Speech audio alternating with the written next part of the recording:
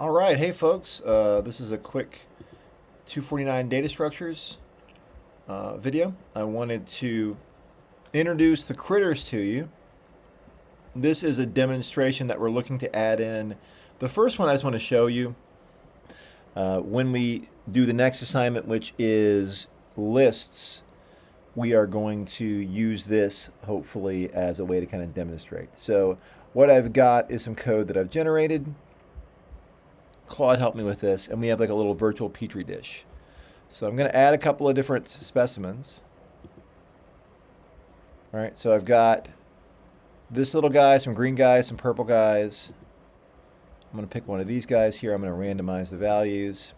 So what you can kind of see is based on the number is what they look like, and then when I highlight this guy, I can get information. So why would I want to show you this? This is an example of object-oriented programming, where each of these little specimens is its own object.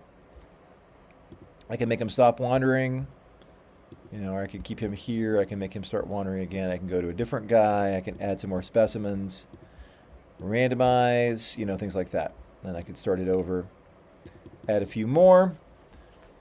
And the idea here, it's what I would call a bag. This is an unsorted collection. But each of these items has state and behavior, right? So the state would be things like the size of it, the shape, and then the behavior would be the movement. Okay, so I could kind of speed this up. I could add a little force where they bounce off of each other, as you'll see that. And what it shows here is we're looking at this critter class, which is just sort of a generic object. And it's got different behavior. So value, position, velocity, and then that's state or properties, and then behavior would be things like wander, separate, and display. Because you're always going to want some way to show an object or print out an object. And it says here low values are triangles, the big ones are octagons, and that kind of just shows you, like, as they get bigger, they have more sides. Okay? And then when I look at the code, I can see this is a full implementation, not with graphics, but just the actual device, right? The actual critter itself. Where instead of drawing it on the screen, if you make a critter like this, it's just going to show you the values. And here I have the same thing in C++, right? And it's a little bit longer. Again, whichever language you prefer is fine for this class. I know the book demos are mostly C++. I'm trying to get better examples for everybody. So I've linked in things like the Runestone Academy lecture for the next video. And we can see if we wanted to actually be able to update this, if we were using this code, then we would actually calculate the velocity and all that stuff, right? And here again, it shows you each critter, the value and position. So we're not going to do fancy graphics like this very often, but I will often take our code in either Python or C++ and generate a version like this in JavaScript so I can do a demo for you.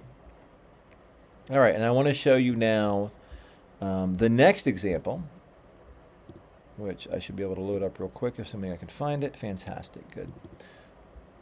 And this is the one that we're going to end up looking at by making a list. So this is the reason why I wanted to kind of show this off.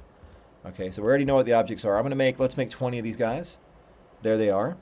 So once again, we have our critters of different sizes, different movement, and they're all over the place. So let's organize them. Well, I'm going to first say, let's find a value. So let's say I'm going to find 40. I've seen 40 in here, so I'm going to do a search. And it's going to go through from the smallest one and go up until it finds the one which is size 40, which is about halfway up. And sure enough, it did. So there it is selected right here. It left the screen, so it forgot what it was doing, but that's okay. Let's do 42 this time. I'll search a little bit faster. And we're checking here. Again, we just have this unsorted bag or petri dish of objects. And there it is, right? So it found number 42. Fantastic. Okay.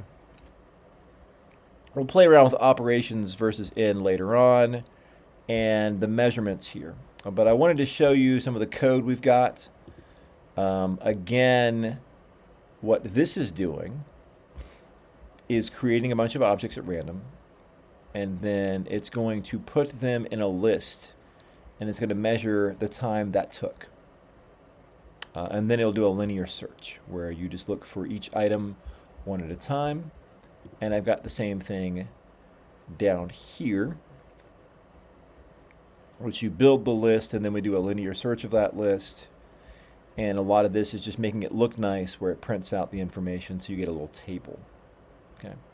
So again, you don't have to do anything with these yet, but I wanted to introduce the idea of the critters because I think it'll be, sort of a reasonable demo.